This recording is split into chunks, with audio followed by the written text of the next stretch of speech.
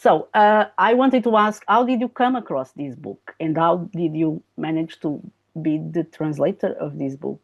Tell us a bit about, the history there as well.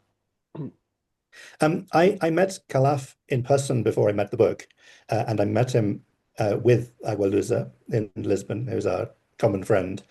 I don't know how many years ago, but a very large number of years ago in Lisbon. We had dinner. Then the novel came out, and I read it, and Kalaf got in touch around, I don't know, it was sometime during COVID, and therefore I have no understanding of anything, but it was like probably 2020 or thereabouts, 2021. And he was talking to his agent, Emma Shercliffe, about finding a home for it in the English-speaking world, and asked if I'd be interested, and I obviously was. And was very fortunate to be able to sort of discover, not only discover the book that he'd written, but also discover what in some ways the new potential for the book was when it came to English, not in any way thanks to the translation, but thanks to the fact that, and maybe we can talk about this, because some years had passed between the original publication and the English publication, Kalaf was able to work with the publishers at Faber in the UK to do quite a lot of changes to the book, to rewrite things and move things around. There are lots of ways in which the English language book is a little bit different from the Portuguese. Some of which will be things that the publisher suggested, and also I think Kalaf was a very good writer when he wrote the book, and continues to get better, and every time you look at it, it's a little bit better.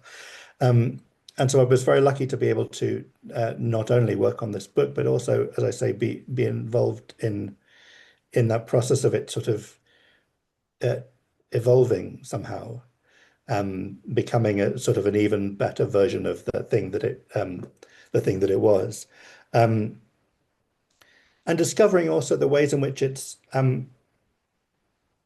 maybe even a richer and more complex book than I think I realized when I read it first. I also think it's one of those books which, because so it's, if you haven't read it, it's in three parts, and the first of the three parts is the one which is narrated by a character who is Kalaf, and it's based on this story. And I feel like as we get further and further from that, we get a greater and greater sense as Kalaf, the writer, gets further and further from the people he's embodying, the people he's ventriloquizing. We get a better and better sense of what he's capable of. So watching that as well, the middle section and the third section narrated by people who are in lots of ways not at all like our author. And so, yes, I had the privilege of working on it. I had the privilege of working with a writer who, as you will have heard, speaks very good English, and was able to be not only helpful, but patient with this translator who did not know as much about Kuduro when I started translating this book as when he finished, is all I'm going to say, because of, thank God for YouTube, which was glorious. But yeah, it was a lovely process.